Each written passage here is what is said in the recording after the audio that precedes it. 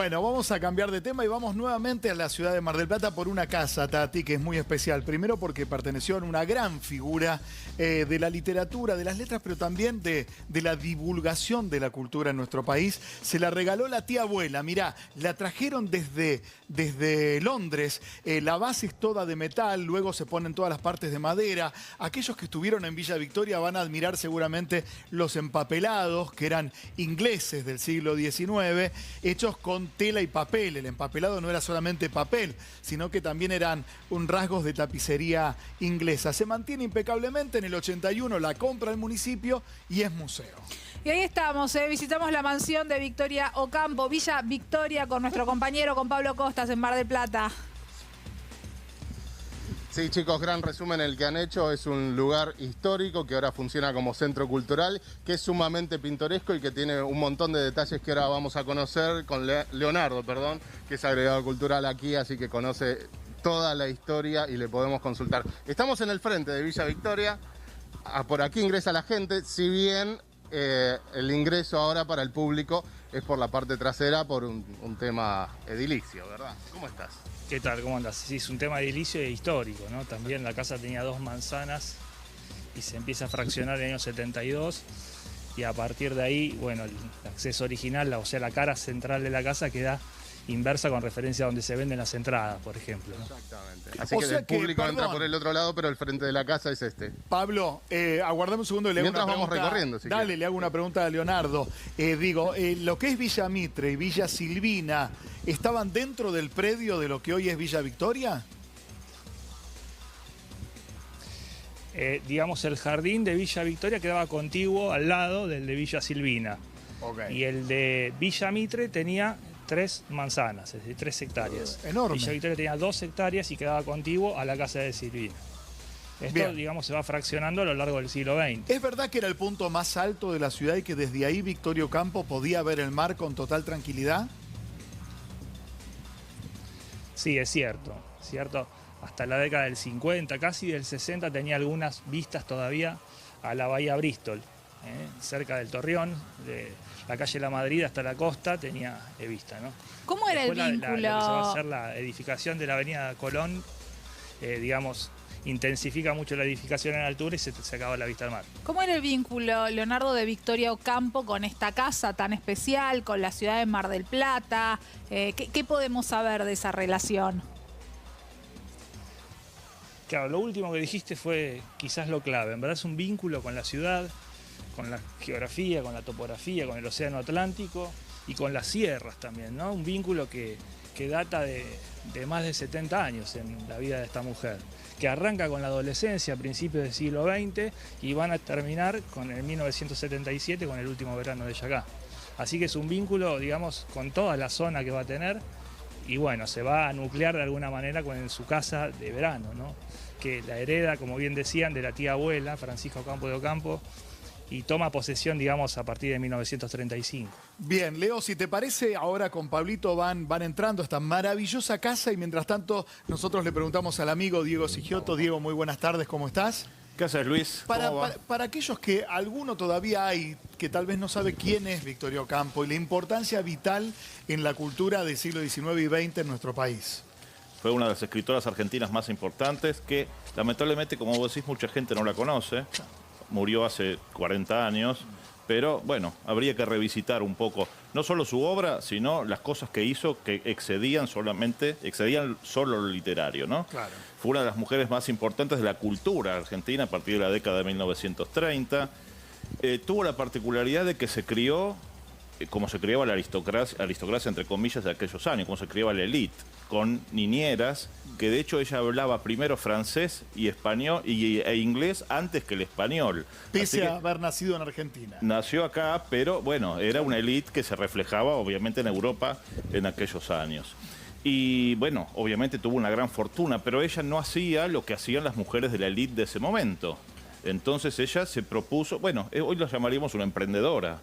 Y en la década del 30 fundó, mira, ahí la vemos en esa foto con un ejemplar de la revista Sur, que justamente fue la que hizo populares a varios escritores acá en Buenos Aires, que hasta ese momento, bueno, conformaban una élite. Ella era integrante de un grupo que se llamó el Grupo de Florida, junto con Borges, junto con Bioy Casares, con escritores que venían Borges de la élite. estuvo en esta casa. Si te Sí. parece, Diego, recorremos un poquito. Dale, dale. Ahí está Leonardo con nuestro compañero, con Pablo. Ya están adentro. Quiero que me cuenten un poco qué es lo que estamos viendo.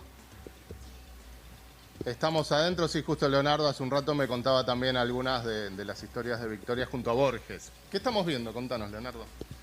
Bueno, es la parte, digamos, de la planta baja. Antiguamente eran todas habitaciones y ahora están filmando, digamos, una especie de boutique, una tienda que antiguamente era el comedor del personal de servicio, que articula, digamos, con la cocina que está detrás, pasillo de por medio. Es muy linda Y la después, cocina. La mayoría eran todas habitaciones en la casa. A ver la cocina. ¿Dónde era la es cocina? muy A ver. linda. ¿Dónde está la cocina? Cerrada. Ah, está Ah, cerrada está ahora, cerrada, chicos. ok, Acá ok. tenemos a Bioy Casares, Victoria Ocampo y Jorge Luis Borges paseando por Mar Bueno, del Plata. ¿quiénes junto con eran sus- asiduos de Sí, esa así es, casa? Y bueno, yo como les contaba recién, la casa, digamos, va a estar muchos años. No fue digamos, una casa donde vino una temporada y se fue y se armó un museo, digamos.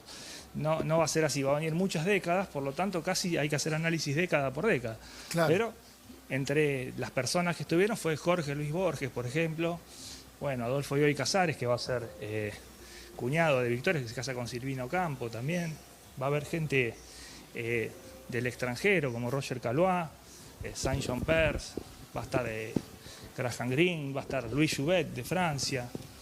Va a ser una nómina importante. Tagore Y como yo les estuvo ahí, contaba, según Leonardo. la época, ¿no? Rabindranath Tagore estuvo allí No, porque Tagore tengo... no estuvo en Tengo entendido que en su momento la propia Victoria Campo, lo hablábamos hoy con Diego Sigioto, vendió un collar para pagar la quinta que queda al lado de lo que era su casa en San Isidro, para que Tagore se recuperara aquí en el país de una dolencia física. En verdad, Victoria nombra Mar del Plata, pero van a Chapadmalal, a una casa de gente conocida de Victoria Ocampo, que era la familia Martínez de Oz.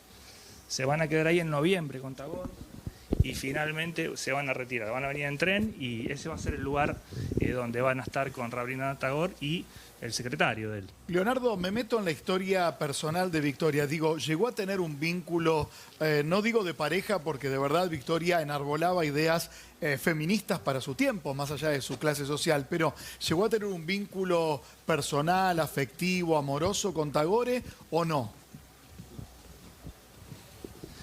No, esto está recientemente idealizado en forma de ficción en una película llamada Pensando en él, que de alguna manera fortificó esta mirada platónica, pero en verdad no fue recíproco. Si es que hubo algún platonismo de Tagore, no fue de Victoria. Victoria tenía una gran admiración por él, pero no necesariamente estaba enamorada ni tuvo nada. ¿Qué de lo que estamos viendo en la casa es original? Vemos empapelados muy particulares, recién veíamos algo de mobiliario. ¿Qué es original? ¿Qué de todo eso fue de Victoria Ocampo? Y principalmente va a haber cosas en los baños. Les recuerdo que hubo un remate acá en 1981 por parte de la UNESCO, Sí. donde se remató el mobiliario y se remató la casa también. Entonces, a partir de ahí, digamos, el municipio hace una reapropiación, pero de la casa solamente. Bien. Ahí la vemos manejando a Victoria Ocampo y también recordábamos, vuelvo con Diego Sigioto, que es una de las primeras mujeres que manejó en el país. Una de las primeras mujeres que manejó y la primera mujer que tuvo registro. Imagínate que no estaba muy bien visto en esa época que una mujer manejara. Claro. Obviamente la mujer todavía no tenía... no estaba bien visto entre los No, hombres, el auto obviamente. era cosa de un hombres atrevimiento, y la claro. mujer era una persona para el hogar. ¿Es una de las primeras que se divorcia en el país? Sí, ella de hecho, tiene 2 matrimonios Sí. Y fue bastante escandaloso, obviamente hasta para su propia No existía el divorcio, era otra manera, era una ¿no? separación. Y vos decías del tema del feminismo. Ella funda la Unión Argentina de Mujeres en la década de 1930, que era, toda una avanzada. Había distintas mujeres relacionadas al Partido Socialista que trabajaban por esto, por un movimiento feminista desde la década del 10, pero ella, finalmente logra hacer una unión en la década del 30. Recién decías que se divorcia, que se separa. ¿Quién fue el gran amor de Victoria Ocampo? Mira, la literatura quizás fueron bastante complejas sus relaciones amorosas. Hay, rumores de que tuvo amoríos con varias personas, tanto hombres como mujeres. Algo, para sumarle una gotita de escándalo también a la vida de Victoria. Vamos a Mar del Plata. Leonardo, nos daba el pie recién Diego Sigioto sobre las leyendas detrás de Victoria. Había un amor platónico, digo, un amor por la literatura entre Delfina Bunge y Victoria Ocampo que duró casi una década. ¿Eso fue así? Sí, digamos, correspondencia también, y de alguna manera una amistad epistolar que va a tener en la adolescencia. Entonces eso fue, digamos, una de las primeras aproximaciones epistolares y literarias. Va a ser, sí, una ayuda y de alguna manera un respaldo para ella en esos primeros años, ¿no?, del siglo XX. Sí, digo, la admiración por la letra supera cualquier tipo de vínculo personal y humano. Digo, más allá de que estamos hablando de seres humanos, la literatura colocaba a todos estos personajes en un vínculo académico de mucha admiración y de mucha íntima conexión. Pero también en un punto cuenta también la historia, lo dice la nieta de Delfina Bunge, que cuando Victoria Ocampo se va a casar con Julián, uno de sus maridos, se temía comentárselo a su amiga porque sabía del celo, como hay tantos amigos que tienen celos por otros, y que finalmente fue así. Delfina Bunge se recluyó en una vida muy, sí, te muy corrijo, para ella. Sí.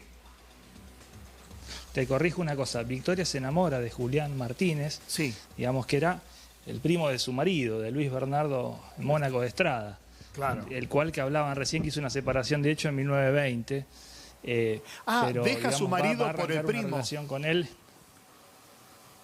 Claro, se da esa situación y bueno, de alguna manera va a tener una relación de aproximadamente 15 años con Julián en un país, en una Argentina y estos segmentos sociales que era bastante complicado de sobrellevar. Por ¿no? eso, Pero Leonardo... Julián Martínez sí va a ser realmente... Sí, te escucho, perdón. Sí va a ser realmente el amor de su vida y lo deja expreso de alguna manera en la autobiografía, en el volumen 3. Se explaya de alguna manera en profundidad lo que ella sintió de alguna manera por esta persona y de alguna manera también restando importancia a las demás relaciones, ¿no?, que va a tener, que no fueron de la profundidad que tuvo con esta persona, ¿no? Bueno, cuando Con se Julián. lo cuenta la historia según la nieta, cuando se lo comunica Delfina Bunge, con quien ambas compartían una misma óptica revolucionaria en torno al rol de la mujer. Delfina Bunge tiene muchos escritos anteriores a 1920 donde habla un poco de cuál es la búsqueda de la propia vocación siendo mujer en la República Argentina. Ahí directamente cortan sus caminos. Delfina se aboca a su matrimonio, siendo en su momento, obviamente, creo que era mayor Victoria o Delfina. Era mayor Delfina, ¿no? Era mayor Delfina. Delfina era mayor. Y Victoria se dedica a una vida más sí. exponencial y hacia afuera en la difusión de la literatura argentina. Tal cual. Es interesante también recalcar que toda su labor de gestión cultural y todo el trabajo, digamos, este perfil conocido que hay de Victoria, prácticamente arranca después de los 40 años, después de la separación con Julián. Es decir, desde los 40 años hasta los 89 prácticamente, no paró ni un minuto, pero eran 40 años de 1930, que una mujer en esos años quizás no era considerablemente joven.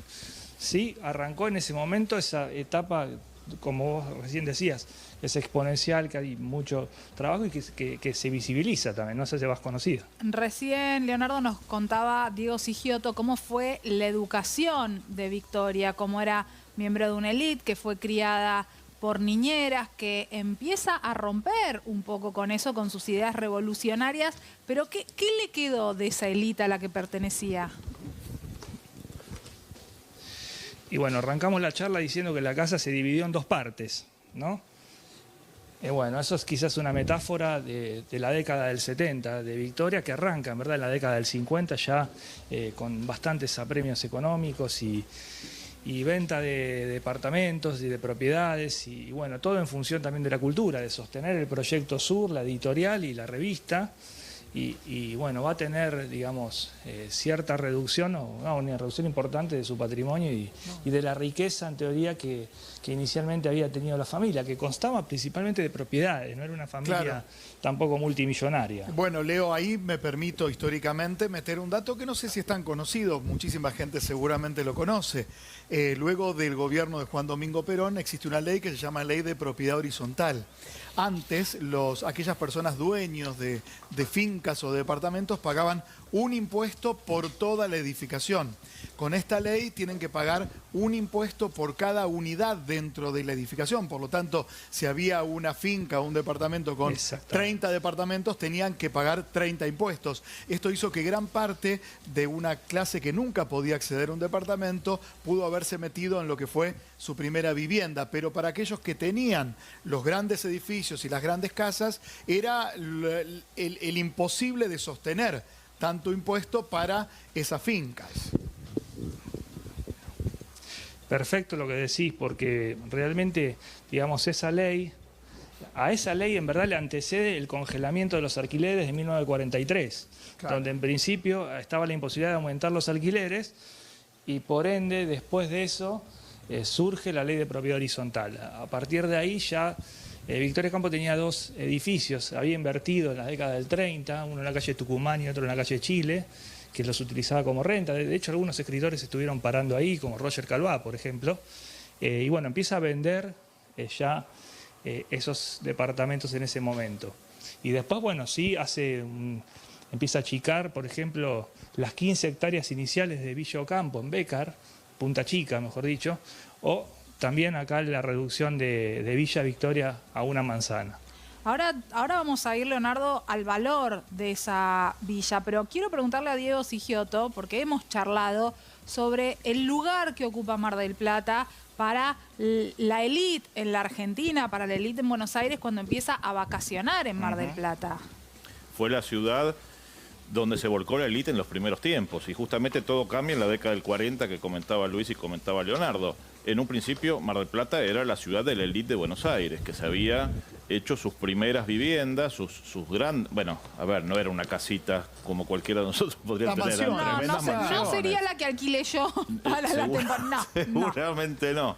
Bueno, ¿qué hizo que Mar del Plata creciera tan rápido? Mar del Plata esta semana, recién decían, cumplió 147 años. ¿Qué hizo que creciera tan rápido Mar del Plata? El tren, la llegada del tren en la década de 1880 y bueno... Que tenía otro objetivo, no trasladar turistas, sino conectar la ciudad puerto con los salares o las tierras que había justamente con producción de carne.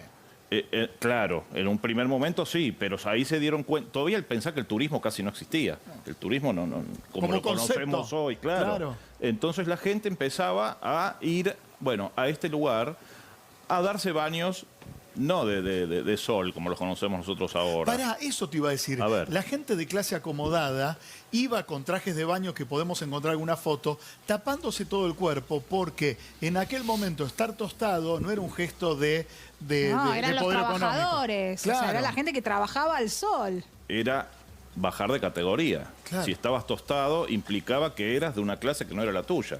Estabas trabajando al sol. Hombres Entonces, y mujeres no se bañaban en la misma no playa. se bañaban juntos.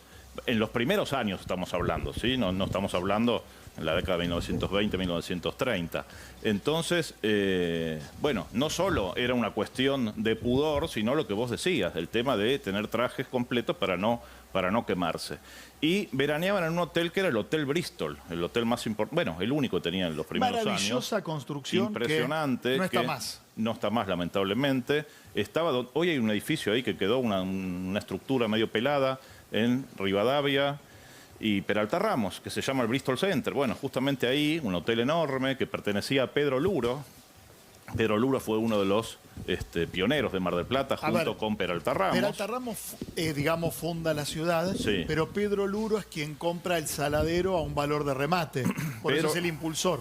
Exactamente, entre los dos, digamos. Los dos tenían saladeros. Y de hecho, Peralta Ramos no funda la ciudad para hacer una meca del turismo, sino justamente para que sus productos, sus saladeros, pudieran sacar los productos al mar. ¿Cómo El saladero llegan? estaba en Perdón. Laguna de los Padres. ¿Cómo llegan un Jorge Luis Borges? ¿Cómo llega Bioy Casares a Mar del Plata? Bueno, formaban parte de la élite. Esto ya es un poquito más en la década del 20 y ya era el balneario, obviamente, de la élite de Buenos Aires. Fue muy importante también la Primera Guerra Mundial, porque claro, la gente de acá que veraneaba en Europa, entonces no podían ir a veranear a Europa y tenían acá con un servicio de tren que los dejaba en 4 horas, incluso con coche comedor. Perdón, en 4 horas lo dejaban en Mar del Plata, ¿en qué década?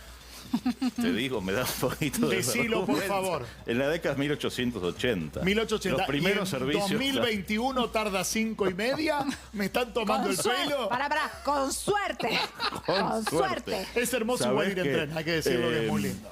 Incluso el presidente Carlos Pellegrini, que fue presidente en la década de 1890, el 90 al 92, fue un gran impulsor involuntariamente de Mar del Plata, porque un día fue a Constitución, se tomó el tren, porque él quería conocer esto. Claro, cuando la gente vio en las revistas, en los diarios, que el presidente, bueno, entonces todo el mundo quería ir a conocer estas ciudades, esta ciudad de Mar del Plata. Y bueno, empieza a cambiar después en la década del 40, cambia el perfil con...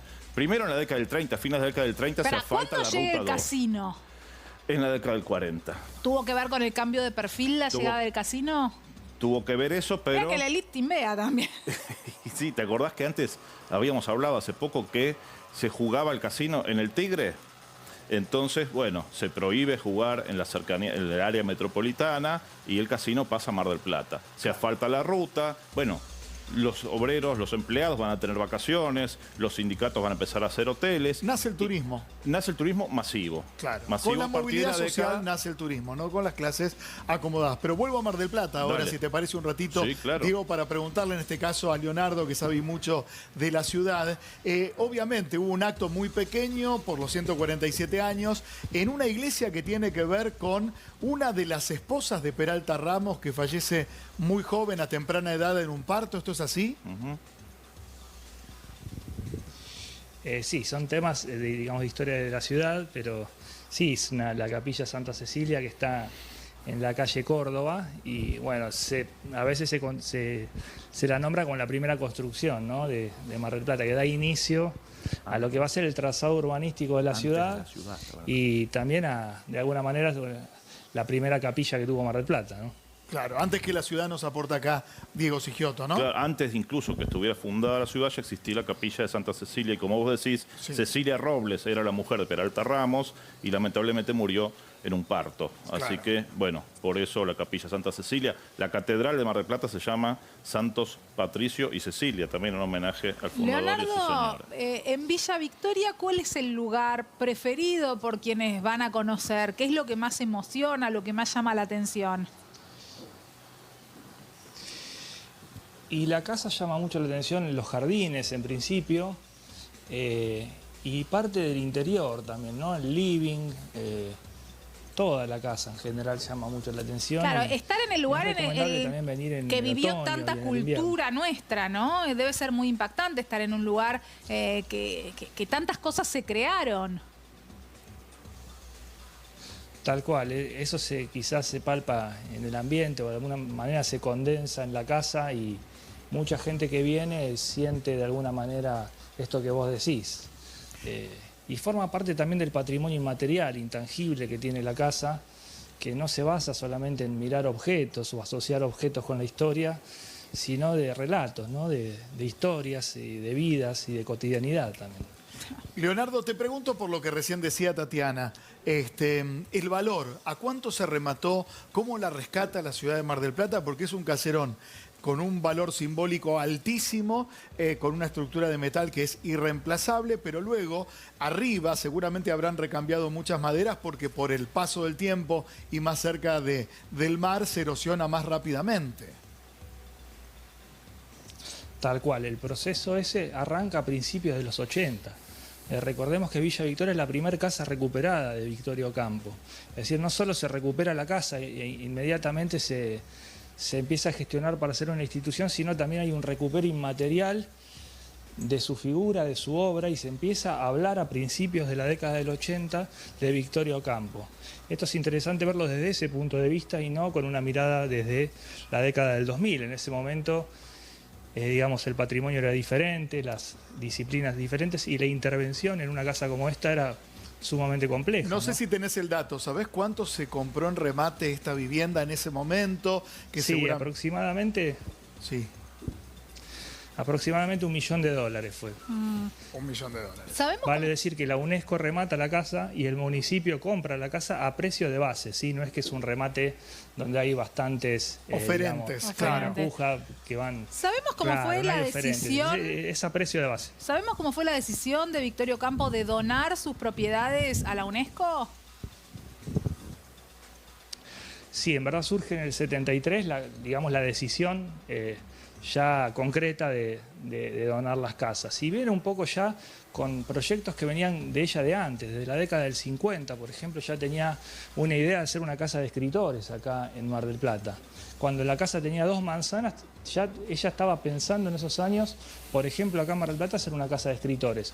Después, con el tiempo, fue premeditando, madurando esta decisión y la llegada de Perón al tercer gobierno fue uno de los disparadores que hace que empiece a apresurar de alguna manera esta donación que se ejecuta en 1973 y que, digamos, concibe a 2 casas, una en Bécar y otra en Mar del Plata. Claro. De ahí en adelante, Victoria autoriza a la UNESCO a que empiece a gestionar digamos, un programa de gestión cultural con el miramiento de ella y digamos que surja a partir de 1973, ¿no? Después de su muerte. Hay una obra emblemática, Leonardo, le pregunto primero a Leonardo y después a Diego, que se llama Eva y Victoria, que narra un encuentro aparentemente ilusorio entre 2 figuras tan antagónicas. ¿Hay algún tipo de antecedente donde ambas, aunque sea en un acto público, se hayan cruzado?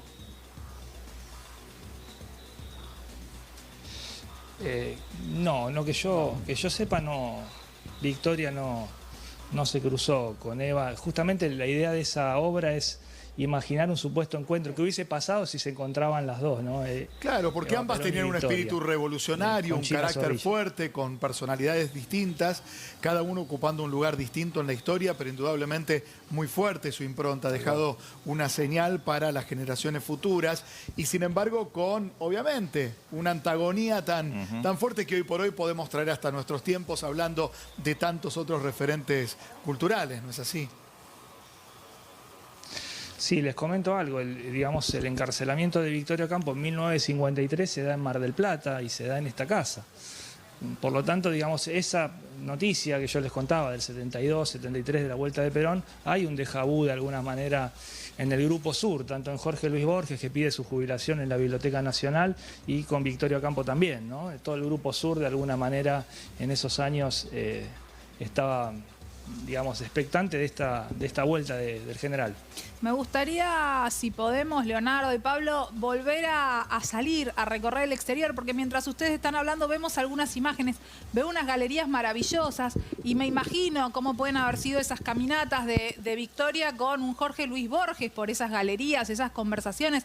Es impactante estar ahí. Hermoso lugar, hermoso Vamos lugar. vamos saliendo. Sí, Recordemos que es uno de los lugares más visitados en Mar del Plata, sobre todo en estos días, que no es de playa. Estamos en medio de una visita, así que van a ver gente aquí pasando por. No hay problema, casa, nos bueno, acomoda. es un lugar Mira, realmente Pablo, muy atrás lindo. tuyo hay otra foto. Ese asiento que está atrás tuyo en la galería, un asiento de madera, es otra de las fotos postales entre Victorio Campo y Jorge Luis Borges. En ese asiento de madera se los ve viendo justamente el atardecer, se veía desde allí y era una de las imágenes que les encantaba. Diego quería aportar. Borges en realidad visitaba Villa Silvina, la casa vecina, que era de Silvino Campo. Pero hay una foto de ahí, porque me No, traje ya en sé, postal. él Sí. solía visitar, pero tenía una relación bastante complicada con Victoria. Porque, ¿Silvina y Victoria? No, Borges y Victoria. Bueno, Silvina y Victoria también. Pero Borges y Victorio Campo, los dos tenían un carácter difícil, complicado y chocaban, obviamente. Entonces, Borges prefería ir a Villa Silvina porque, bueno, era la mujer de su mejor amigo, de Bioy Casares. Escribieron juntos, además. Escribieron juntos. Y, bueno, claro, a veces, obviamente, Borges se acercaba y ha pasado tardes, noches en esa casa, pero él prefería estar en Villa Silvina porque aparte Victorio Campo quería controlar todo y a Borges no le gustaba eso, se sentía obviamente prisionero de Victoria en esta casa. Adelantame cuáles eran los modos de vida, digo, Cuando iba un pasajero, no iba por turismo, no existía la Mar del Plata que conocemos ahora, ¿cuál era la vida social? ¿Una tertulia? ¿Una cena colectiva? ¿Se juntaban vecinos de otras casas? Sí, y aparte tenían los clubes. Bueno, el Golf Club, esa gran mansión que todavía está en la zona del puerto, ¿sí? Donde está la base de submarinos, ahí en lo alto de esa loma, todavía está el golf. Bueno, en realidad había diversiones para hombres y para mujeres. Divididos. Divididos. Generalmente los que más se divertían, entre comillas, eran los varones, que tenían otros clubes a los que las mujeres no podían acceder. Tienen que dejar de existir, esos clubes todavía queda. Todavía queda y la verdad ya estarían un poco prehistóricos, hay cosas que ya no debieran existir. Seguimos con Leonardo recorriendo los jardines de Villa Victoria y sumado a lo que decía Diego recién, ¿cómo serían esas tardes de Victoria Ocampo en esos jardines? Bueno, ella en principio le gustaba la playa, ¿no? Le gustaba ir a la playa y de alguna manera iba a la playa a la mañana y después de la 1 de la tarde que volvían ya se quedaba acá en los jardines, como vos decís. Y va a tener mucha vida, digamos, tanto los jardines como la galería de la casa, ¿sí? Hay algunas fotos históricas con Victoria en un camastro que estaba en la casa desde el principio del siglo XX y ya casi en la década del 60 todavía estaba un poco destruido, pero lo seguía usando y era el lugar donde ella principalmente leía, meditaba y estaba muy tranquila en este jardín que quiso tanto, ¿no? ¿Y las otras casas de este predio a qué corresponden? Claro, acá estamos en la parte de atrás de la casa. Esto inicialmente estaba previsto como una caballeriza, se transforma en una cochera. Victoria, vale decir, como recién hablaban ustedes, que fue uno de los primeros carnets de conducir argentinos, venía manejando desde Buenos Aires, en la vieja Ruta 2, mano a mano, ¿no? Claro. Y bueno, venía con su Peugeot 403, directamente estacionaba acá y se manejaba en Mar del Plata manejando también. Este era el lugar donde tuvo diferentes momentos, ¿no? Con la familia Ocampo va a haber sirvientes en ese momento, va a haber gente de servicio. Bueno, ¿quién la ayudaba? ¿Cuánta gente la ayudaba a Victoria Ocampo en su casa?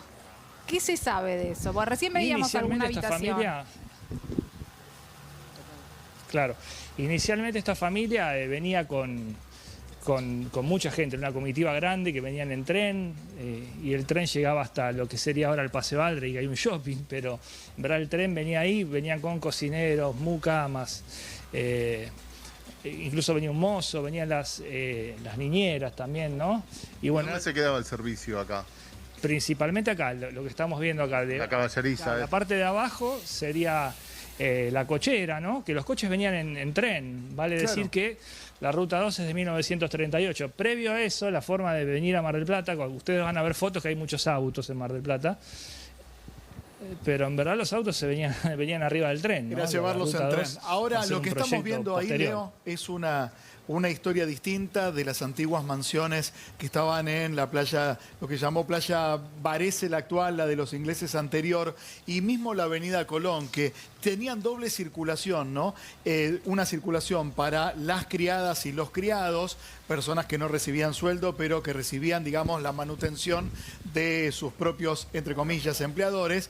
Y cuando uno puede en la Ortiz Basualdo ver las pasillos y las puertas de los criados eran más pequeñas. Una vez pregunté y me dijeron que era para obligar de alguna manera a que estas personas que generaban hasta un vínculo de afecto a su manera, pero siempre estén con la cabeza gacha al momento del servicio. ¿Esto era así?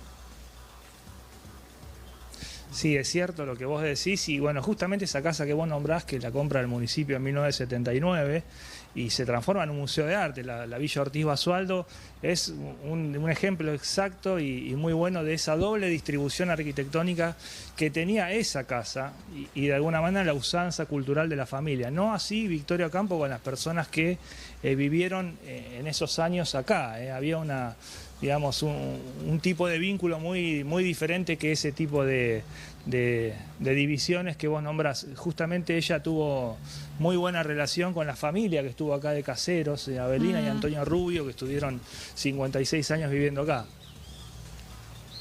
Vemos jardines y recién decías que ella amaba esos jardines. ¿Se ocupaba del jardín Victoria Ocampo o también tenía personal que lo hacía? Me imagino que alguien debía ayudar porque es una propiedad enorme, pero no sé si al margen de eso a ella le gustaba y si se ocupaba. Por más que seas un súper jardinero, no hay forma de hacerlo solo. Pero sí es cierto que le gustaba mucho. Tenía un criadero de dalias en Mar del Plata, acá, con prácticamente un vivero, que ella lo cuidaba, se dedicaba al cultivo. Y además de ese cultivo,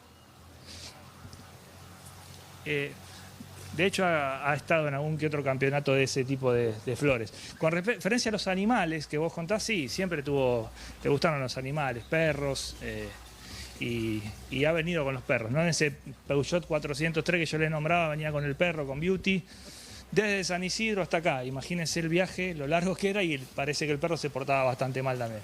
Estoy leyendo un dato, corregime Leonardo cualquier cosa. A los 30 años, Victoria Campo, esta mujer revolucionaria, envió una nota al diario La Nación titulada Babel, con un comentario sobre el canto 15 del Purgatorio y sobre las desigualdades entre los seres humanos. Específicamente estamos hablando de esta impronta feminista sin tener ese nombre en aquel momento, donde ya el solo hecho de pronunciarlo podía despertar hasta una confrontación social, pero a su manera y de a poco fue buscando espacios donde la mujer tenga una representación. Y qué decir cuando en los 40 llega ella a ser una embajadora literaria de nuestro país en el mundo. Quiero decir, escritores argentinos conociéndose en París gracias a esta señora que ves en la foto, y luego escritores del mundo, principalmente estamos hablando de Francia e Inglaterra, viniendo a nuestro país a conocer este punto tan distante en el fin del mundo, como se decía en aquel momento.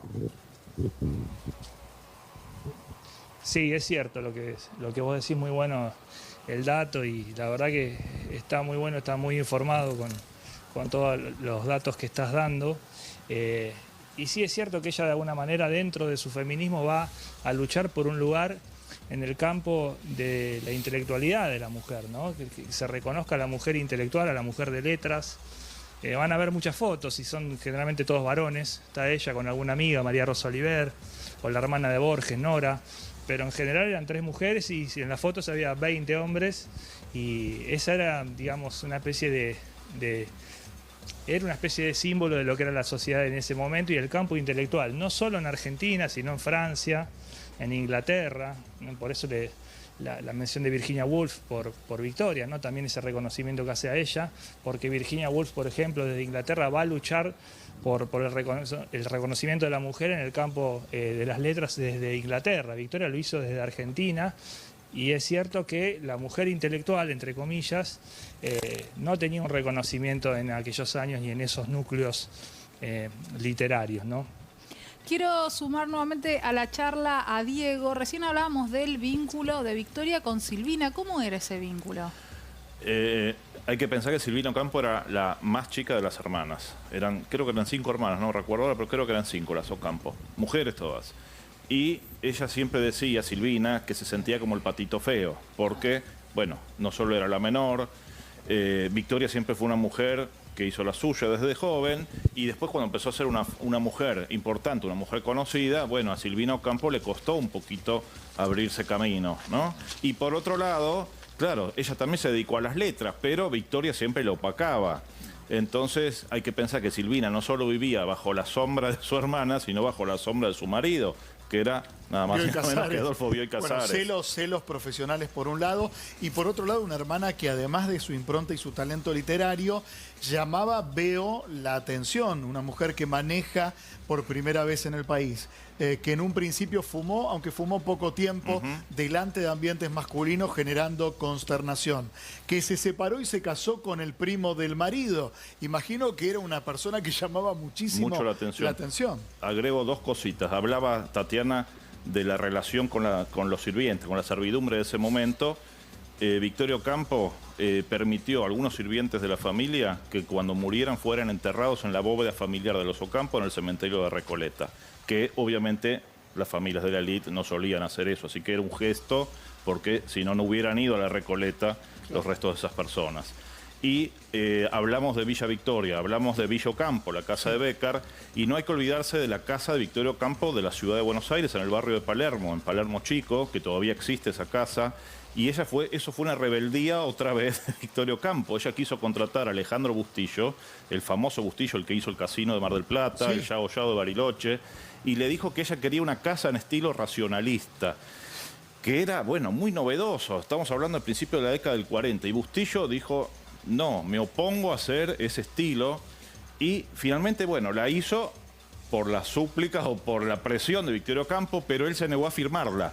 Claro. Es una joya, todavía existe, hoy pertenece al Fondo Nacional de las Artes y está ahí. Esa casa se antepone un poco al estilo que Le Corbusier trae a nuestro país. Tiene la influencia. No, ya en realidad, bueno, Le Corbusier no vino a la Argentina, pero bueno, ella conocía la obra de Le Corbusier y es por eso que quería una casa así en Buenos Aires. Mil gracias, Diego. Y le ustedes. agradecemos, por supuesto, a Leonardo de Angeli y a Pablo desde Mar del Plata. Gran paseo, gran recorrido hicimos por Villa Victoria. Leonardo, Contamos muchísimas todo. gracias. Un abrazo No, grande. nada. Muchas gracias por acercarse y gracias. En un ratito.